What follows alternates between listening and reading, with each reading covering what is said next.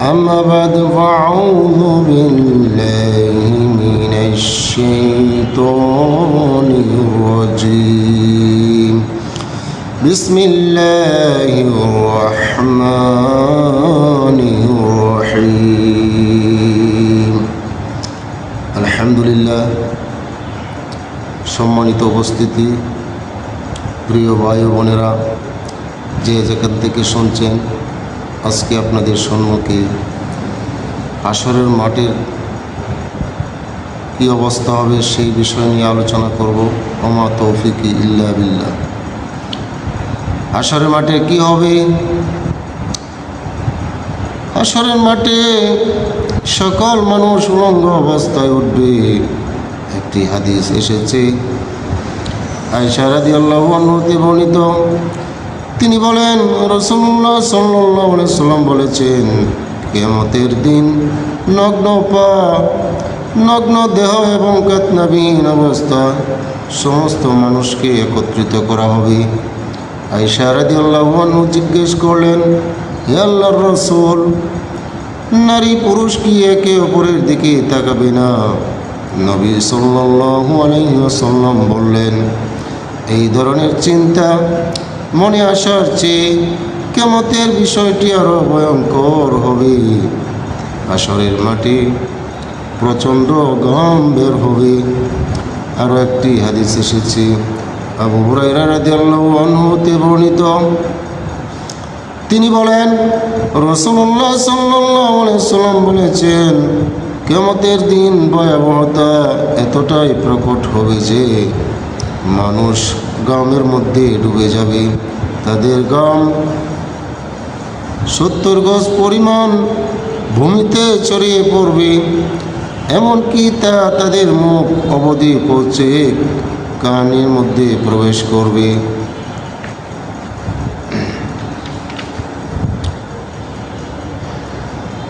মিকদার ইবনে আসওয়াদ রাদিয়াল্লাহু আনহু থেকে বর্ণিত, তিনি বলেন, আমি রাসূলুল্লাহ সাল্লাল্লাহু আলাইহি সাল্লামকে বলতে শুনেছি যে কিয়ামতের দিন সূর্যকে মানুষের নিকটবর্তী করে দেওয়া হবে। অবশেষে তা মানুষের 1 মাইলের দূরত্বের মাঝে চলে আসবে।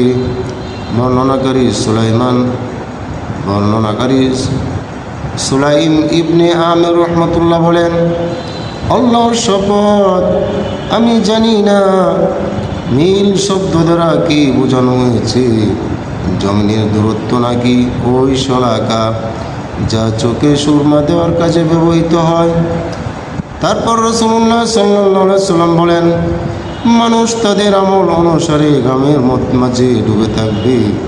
তাদের কারো গম পায়ের গোড়ালি পর্যন্ত হবে, কেউ হাঁটু পর্যন্ত গামের মধ্যে থাকবে, কারো কোমর পর্যন্ত, আরও কারো মুখ পর্যন্ত গামে ডুবে থাকবে। বর্ণনাকারী বলেন, এই সময় রাসূলুল্লাহ সাল্লাল্লাহু আলাইহি সাল্লাম নিজ মুখের প্রতি ইঙ্গিত করলেন, সেদিন কাফিরদেরকে উপর করে হাজির করা হবে। আনাস ইবনে মালিক রাদিয়াল্লাহু আনহু তে বর্ণিত, তিনি বলেন, একদা এক ব্যক্তি বলল, হে আল্লাহর নবী, কিয়ামতের দিন কাফিরদেরকে কি চেহারার উপর ভর করে একত্রিত করা হবে?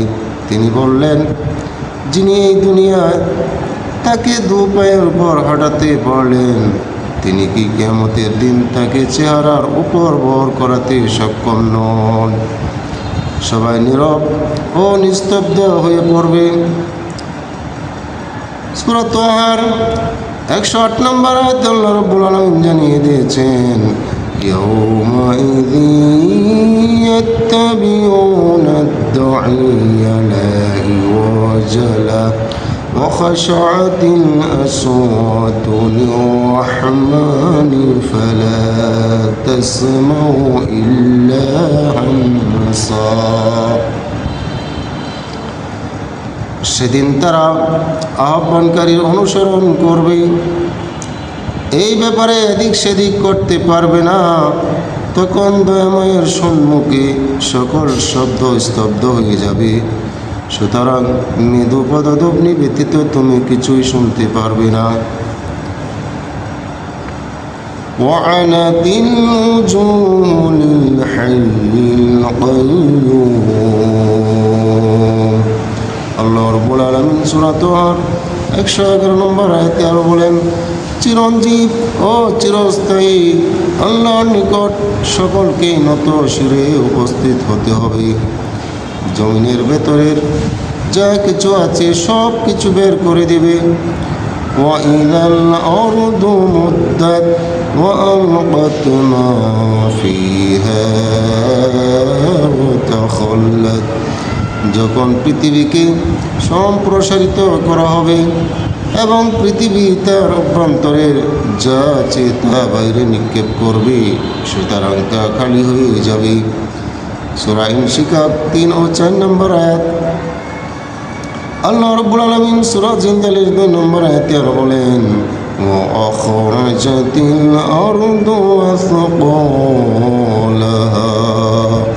যখন পৃথিবী তার বোঝা বের করে দেবে, পৃথিবী সকল সংবাদ তখন বলে দেবে, يَوْمَئِذٍ تُحَدِّثُ أَخْبَارَهَا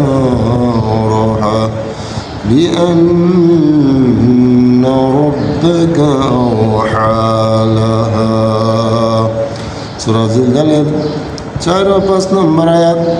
সেদিন আল্লাহ তাআলা পৃথিবী তার বৃত্তান্ত বর্ণনা করে দিবেন। আল্লাহ রাব্বুল আলামিন এই আয়াতের মধ্যে বলেন, সেদিন পৃথিবী তার বৃত্তান্ত বর্ণনা করবে, কারণ আপনার পালনকর্তা তাকে আদেশ করবেন। কোনো জিনিস সেদিন গোপন থাকবে না।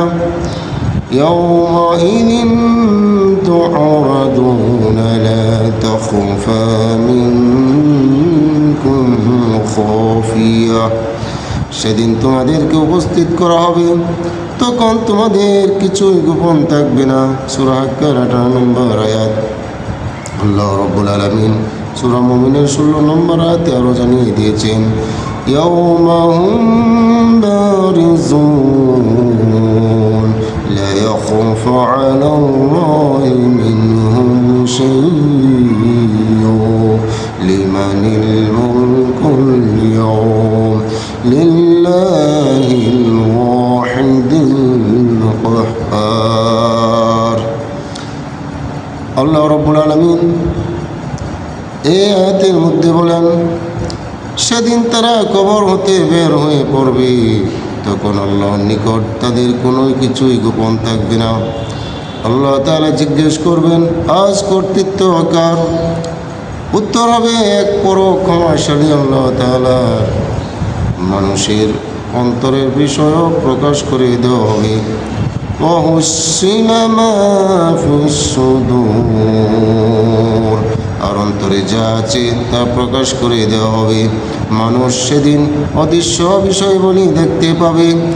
لَقَدْ كُنْتَ فِي غَفْلَةٍ مِّنْ هَذَا فَكَشَفْنَا عَنْكَ غِطَاءَكَ فَبَصَرُكَ الْيَوْمَ حَدِيدٌ তুমি সেই দিবস সম্বন্ধে গাফিল ছিলে, এখন তোমার সম্মুখ হতে আবরণ সরিয়ে দিয়েছি, সুতরাং আজ তোমার দৃষ্টি খুবই প্রখর।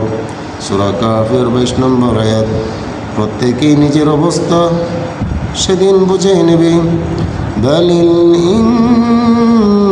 ইনসানু আলা নাফসিহি বাসীরা ওয়ালাউ আলকা মাআযীরা বরং মানুষ নিজের সম্বন্ধে ভালো করে জানে, যদিও সে নানা অজুহাত পেশ করে। সেদিন মানুষ 3 দলে বিভক্ত হবে। وَكُنْتُمْ أَزْوَاجًا ثَلَاثًا অতঃপর আল্লাহ রাব্বুল আলামিন সূরা ওয়াকিয়ার 7 ও 8 নম্বর আয়াতে জানিয়ে দিয়েছেন, আর তোমরা 3 শ্রেণীতে বিভক্ত হবে। فَأَصْحَابُ الْمَيْمَنَةِ مَا أَصْحَابُ ডান দল ডান হাতে আমল নামা প্রাপ্ত দল কতই না ভাগ্যবান তারা। والسابقون السابقون আর অগ্রবর্তী গন্ত অগ্রবর্তী।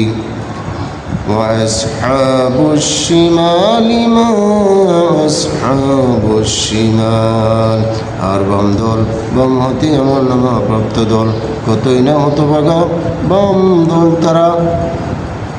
সূরা ওয়াকিয়ার 41 নম্বর আয়াত। আল্লাহ রাব্বুল আলামিন সূরা জিলজালের 1 থেকে 3 নম্বর আয়াতেও জানিয়ে দিয়েছেন মানুষ সেদিন হতভম্ব হয়ে পড়বে। إذا زلزلت الأرض زلزالها وأخرجت الأرض أثقالها وقال الإنسان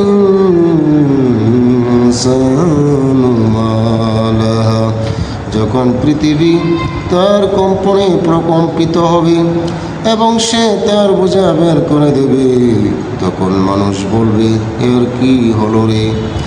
মানুষ পতঙ্গের মতো বীর জমাবে। ইয়াউমা ইয়াকুনুন নাসু কালফরাশিল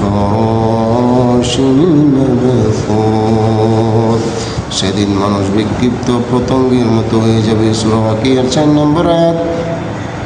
ফাতাওয়াল্লা আনহুম ইয়াওমা ইয়াদউ দাঈ ইলা শাইইন নুকুর خش عن أبصارهم يخرجون من الأجداث كأنهم جراد منتشر তুমি তাদেরকে উপেক্ষা করো, সেদিন আহ্বানকারী এক ভয়াবহ বস্তুর দিকে আহ্বান করবে। সেদিন তারা অপমানে শঙ্কিত হয়ে কবর সমূহ হতে বের হবে বিক্ষিপ্ত পঙ্গপালের ন্যায়। সূরা কিয়ামত 6 থেকে 7 নম্বর আয়াত। মানুষ সেদিন পালানোর চেষ্টা করবে।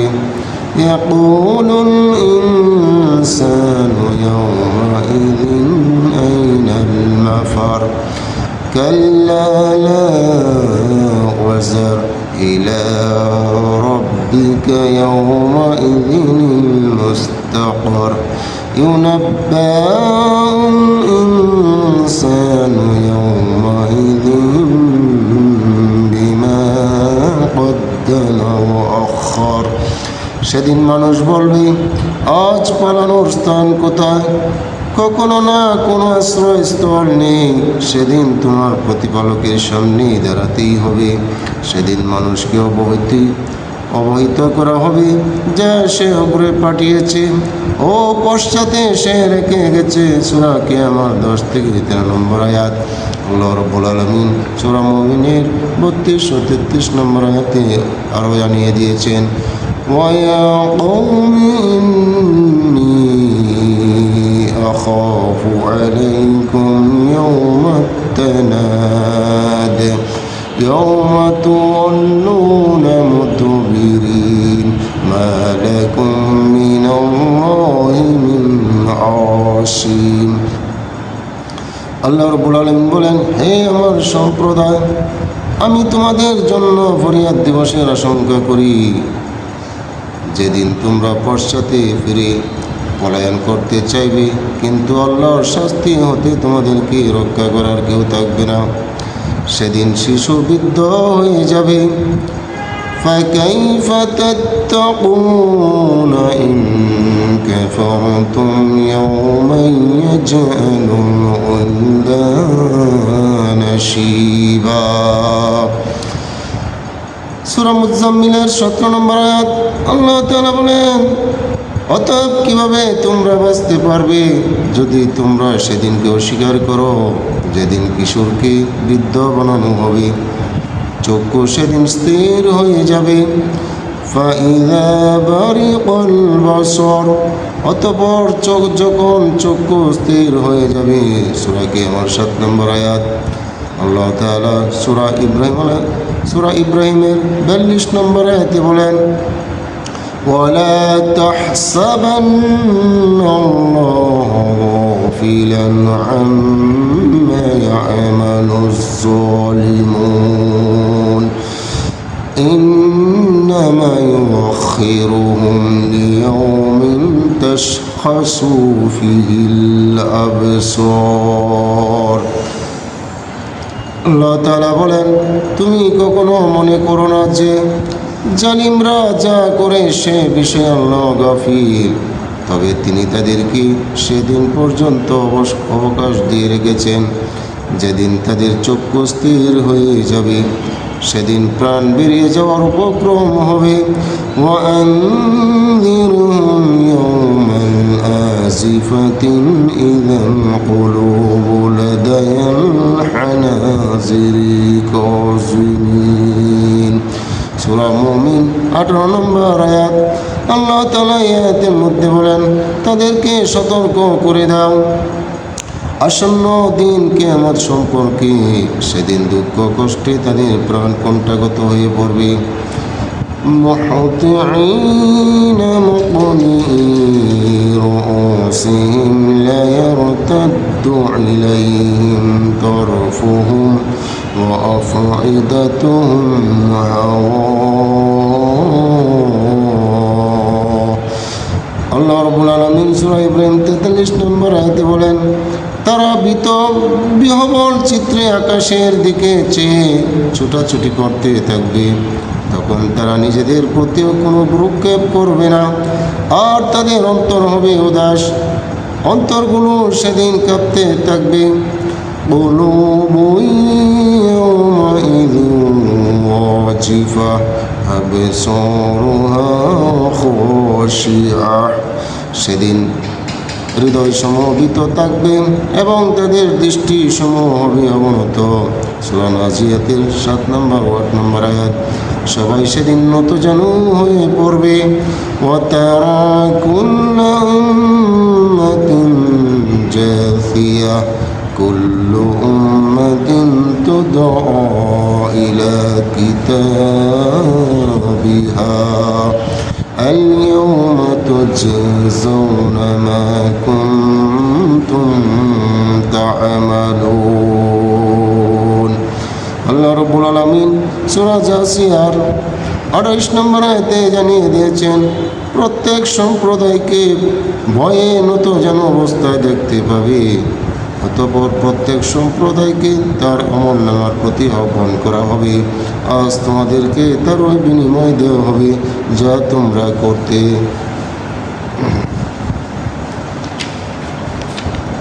অর্থাৎ সেখানে হাসরের ময়দান এবং আল্লাহর আদালতের এমন ভয় সৃষ্টি হবে যার ফলে বড় বড় অহংকারীদের অহংকারও শেষ হয়ে যাবে।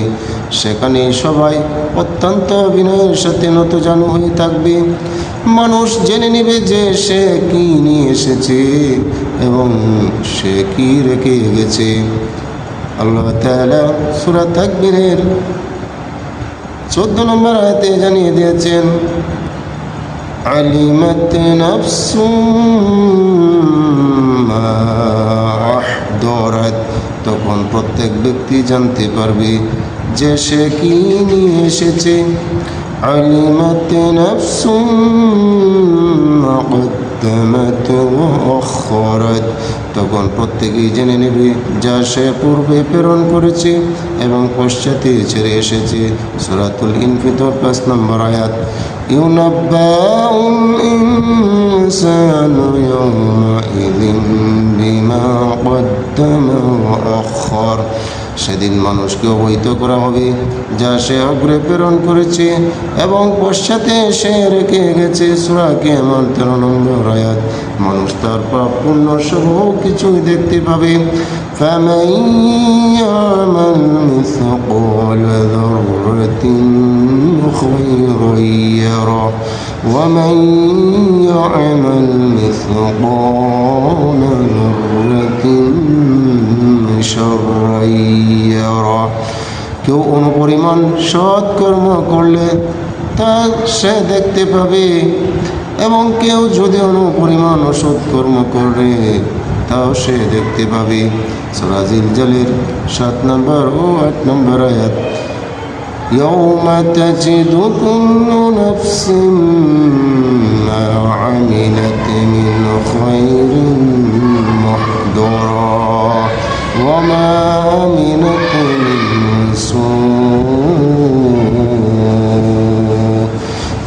মানুষ যা ভালো করেছে এবং যা খারাপ করেছে কিয়ামতের দিন সবই উপস্থিত পাবে।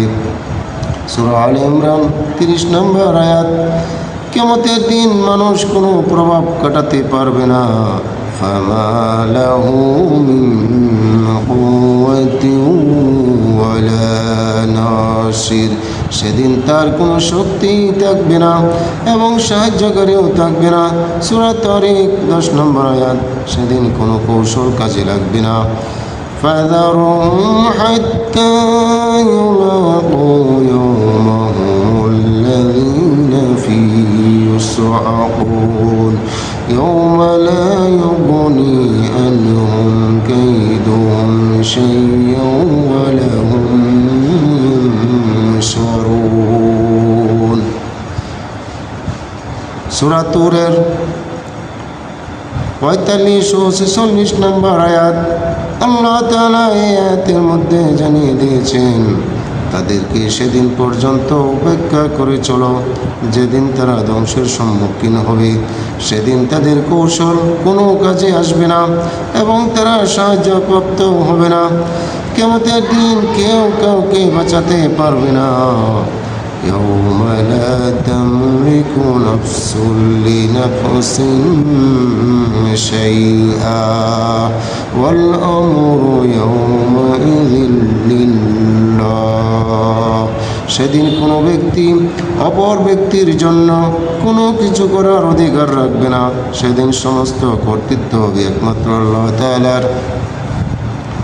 সূরা ইনফিতর 19 নম্বর আয়াত।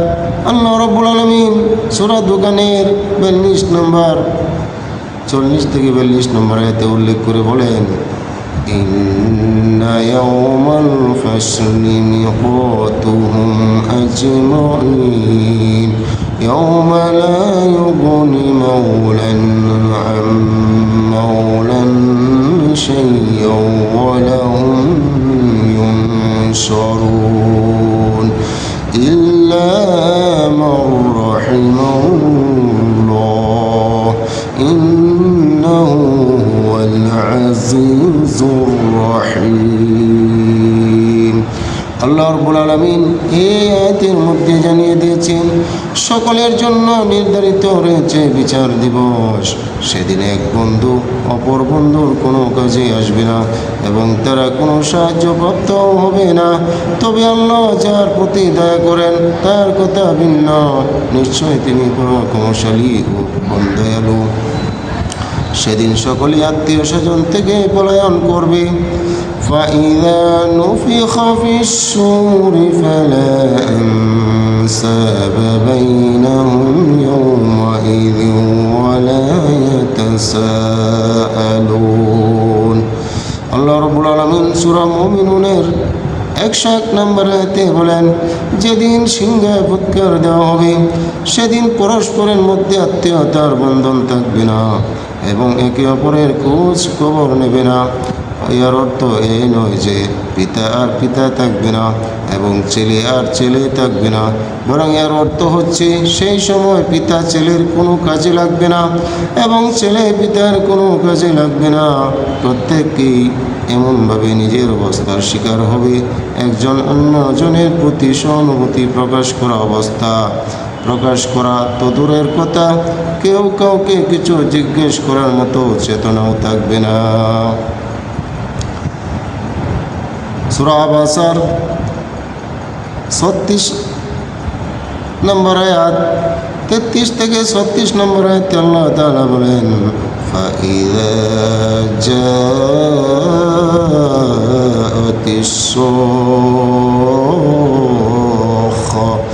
يوم يفر المرء من أخيه وأمه وأبيه وصاحبته وبنيه। যেদিন ওই বিকট ধ্বনি এসে পড়বে সেদিন মানুষ নিজের ভাই হতেও পলায়ন করবে এবং তার মাতা এবং তার পিতা এবং তার স্ত্রী ও সন্তান হতেও পলায়ন করবে। সবাই সেদিন আত্মরক্ষার চিন্তায় মগ্ন থাকবে। লিকুল্লি ইমরিইন মিনহুম ইয়াওমাইযিন শাআনুন ইউগনি। সেদিন তাদের প্রত্যেকের এমন গুরুতর অবস্থা হবে যা তাকে সম্পূর্ণরূপে ব্যস্ত করে রাখবে। সূরা বাসার ৩৬ নম্বর আয়াত। কেউ কারো পাপের বোঝা বহন করবে না। ওয়ালা তাকসিবু কুল্লু নাফসিন ইল্লা আলাইহা ওয়ালা তাযিরু ওয়াজিরাতুন উযরা উখরা। আল্লাহ রাব্বুল আলামিন সূরা আন-নামের ১৬৪ নম্বর আয়াতের মধ্যে বলেন, প্রত্যেকে স্বীকৃত কর্মের জন্য দায়ী এবং কেউ অন্য কারো ভার গ্রহণ করবে না। সূরা ফাতিরের ৫৮ নম্বর আয়াতে আল্লাহ তাআলা বলেন, ওয়ালা তাযিরু ওয়াজিরাতুন উযরা উখরা ওয়া ইন তাদউ মুসকালাতুন ইলা হিমলিহা লা ইয়াহমাল মিনহু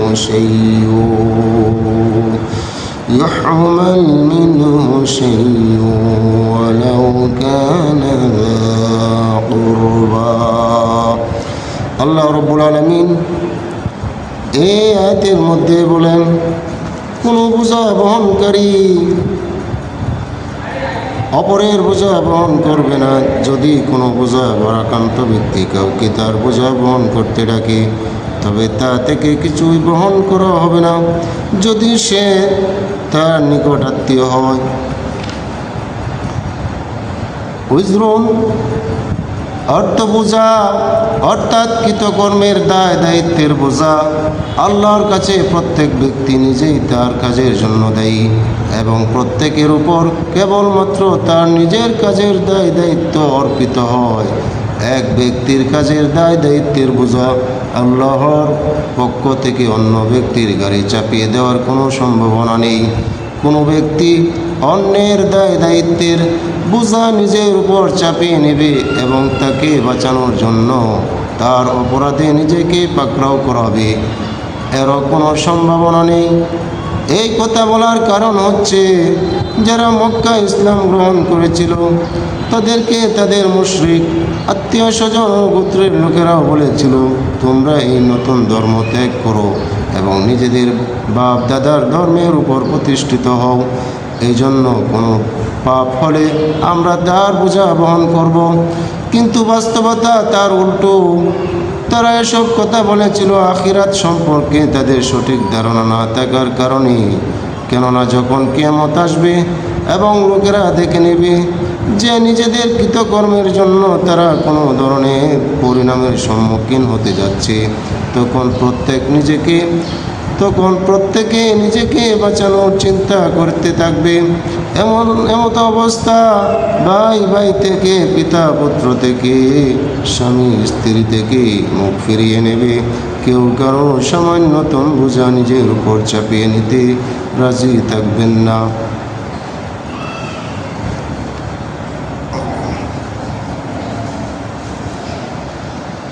কোনো অভিভাবক ও সাহায্যকারী থাকবে না। ওয়ামা কানা লাহুম মিন আউলিয়া ইয়ানসুরুনাহুম মিন দুনিল্লাহ ওয়া মান ইউদ্লিলিল্লাহু ফামা লাহু মিন সাবিল।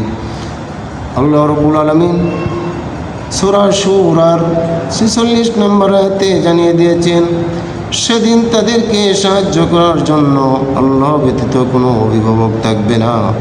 আর আল্লাহ যাকে পথভ্রষ্ট করেন তার আত্মরক্ষার কোনো পথ থাকে না। সেদিন কোনো আশ্রয়স্থলও থাকবে না। মা লাকুম মিন মালজাইন ইয়াওমাইযিন ওয়া মা লাকুম মিন নাকির। সূরা শুআরার ২ নম্বর আয়াতে বলেন, সেদিন তোমাদের জন্য কোনো আশ্রয়স্থল থাকবে না এবং তোমাদের জন্য কোনো প্রতিরোধকারীও থাকবে না, কোনো বিনিময় ও সুপারিশও সেদিন কাজে আসবে না। واتقوا يوما لا تجزي نفس عن نفس شيئا ولا يقبل منها عدل ولا تنفعها شفاعة ولا هم ينصرون। আল্লাহ রব্বুল আলামিন সূরা বাকারার 123 নম্বর আয়াতে জানিয়ে দিয়েছেন, তোমরা এমন এক দিনকে ভয় করো যেদিন কেউ কারো হতে বিন্দুমাত্র উপকৃত হতে পারবে না এবং কারো নিকট হতে বিনিময় গ্রহণ করা হবে না, অতঃপর কারো শাফায়াত সুপারিশ কাজে লাগবে না এবং তারা সাহায্যপ্রাপ্ত হবে না। কিয়ামতের দিন বন্ধু বন্ধুর খবর নেবে না। ওয়ালা ইয়াসালু হামীমুন হামীমা। সূরা মারিজের 10 নম্বর আয়াত আল্লাহ তাআলা এই আয়াতের মধ্যে জানিয়ে দিয়েছেন, সেদিন কোনো বন্ধু কোনো অন্তরঙ্গ বন্ধুর খোঁজ নেবে না। বড় বড় অপরাধীদের সকল শক্তি শেষ হয়ে যাবে, ফলে তারা কোনো প্রকার প্রতিবন্ধকতা ছাড়াই জাহান্নামের দিকে এগিয়ে যেতে থাকবে। কোথাও কোথাও তারা ধাক্কা খেতে থাকবে এবং কোনো নেতা তাদের উদ্ধার করতে এগিয়ে আসবে না। সেখানে বিশ্ববিজয়ী লোকেরাও চরম লাঞ্ছনা সহকারে যেতে থাকবে। তাদের শক্তিশালী সেনাদল নিজেরাই তাদেরকে দণ্ড দেওয়ার জন্য এগিয়ে দেবে। কোথাও কোনো বন্ডপীর জাহান্নামের শাস্তি ভোগ করবে, কিন্তু তার মুরিদরা হুজুরের মর্যাদা হানির কথা ভাববে না। কোথাও কোনো জাতীয় নেতা বড় হীনতার মধ্যে জাহান্নামের পথে যাত্রা করবে, কিন্তু দুনিয়ার যেসব লোক তার ঝান্ডা উঁচু করে বেড়াতো, তারা সবাই তার দিক থেকে দৃষ্টি ফিরিয়ে নেবে। এই অবস্থার চিত্র একই। মহান আল্লাহ এই কথা বোঝাতে চান যে দুনিয়া মানুষের যেসব সম্পর্ক আল্লাহর নাফরমানির ভিত্তিতে গড়ে উঠেছে তা আখিরাতে ভেঙে চুরমার হয়ে যাবে। মুত্তাকিরা ব্যতীত অন্যান্য বন্ধুরা একে অপরের শত্রু হয়ে যাবে সেদিন। الأخلاء يومئذ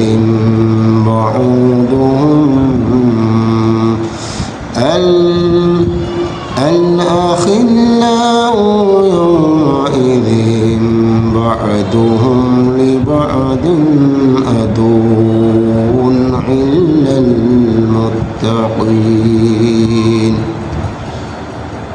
সূরা যুকরুফের 67 নম্বর আয়াত আল্লাহ রাব্বুল আলামিন এই আয়াতের মধ্যে জানিয়ে দিয়েছেন, সেদিন বন্ধুরা একে অপরের শত্রুতে পরিণত হবে।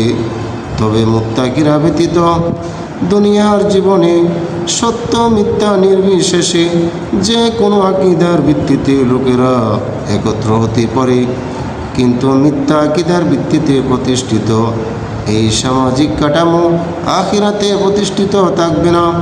সেখানে পারস্পরিক প্রীতি, ভালোবাসা, আত্মীয়তা এবং সহযোগিতার এমন ধরনের সম্পর্ক বজায় থাকবে যা দুনিয়ার সৎকর্মশীলতা ও আল্লাহ ভীতির ভিত্তিতে প্রতিষ্ঠিত হয়। কুফর, শিরক এবং ভুল পথের সাথে জড়িত যাবতীয় সম্পর্ক সেদিন ছিন্ন হয়ে যাবে। সকল ভালোবাসা শত্রুতায় পরিণত হবে। সমস্ত শ্রদ্ধা ভক্তি ঘৃণায় রূপান্তরিত হবে। পিতা পুত্র, স্বামী স্ত্রী, নেতা ও তাদের অনুসারীরা পর্যন্ত একে অন্যের উপর লানত বর্ষণ করবে। প্রত্যেকে নিজের গুমরাহির দায়িত্ব অন্যের ঘাড়ে চাপিয়ে বলবে, এই জালিম আমাকে ধ্বংস করেছে, কাজে একে দ্বিগুণ শাস্তি দেওয়া হোক। সেদিন ক্রয় বিক্রয় কিছুই থাকবে না। ইয়া আইয়ুহাল্লাযীনা আমানু আনফিকু মিম্মা রাযাকনাকুম من قبل أن يأتي يوم لا بيع فيه ولا خلة ولا شفاعة والكافرون هم الظالمون. الله رب العالمين সূরা বাকারার 254 নম্বর আয়াতে জানিয়ে দিয়েছেন, হে ইমানদারগণ, আমি তোমাদেরকে যে রিজিক দান করেছি তোমরা তা হতে ব্যয় করো। এমন একদিন আসার আগে যেদিন কোনো বেচা কেনা, বন্ধুত্ব ও সুপারিশ কাজে আসবে না। আর কাফিররা হল অত্যাচারী। এখানে কাফির বলতে এমন সব লোককে বোঝানো হয়েছে যারা আল্লাহর হুকুম মেনে চলতে অস্বীকার করে এবং আল্লাহর সন্তুষ্টি অর্জনের তুলনায় নিজের ধন সম্পদকে অধিক প্রিয় মনে করে। যে দিনটির আগমনের ভয় দেখানো হয়েছে তারা সেই দিনটির উপর আস্থা রাখে না। এখানে তাদেরকেও বোঝানো হতে পারে যারা এ ভিত্তিহীন ধারণা পোষণ করে যে আখিরাতে তারা যে কোনোভাবেই নাজাত কিনে নিতে সক্ষম হবে এবং বন্ধুত্ব ও সুপারিশের সাহায্য নিজেদের কার্য উদ্ধার করতে সক্ষম হবে।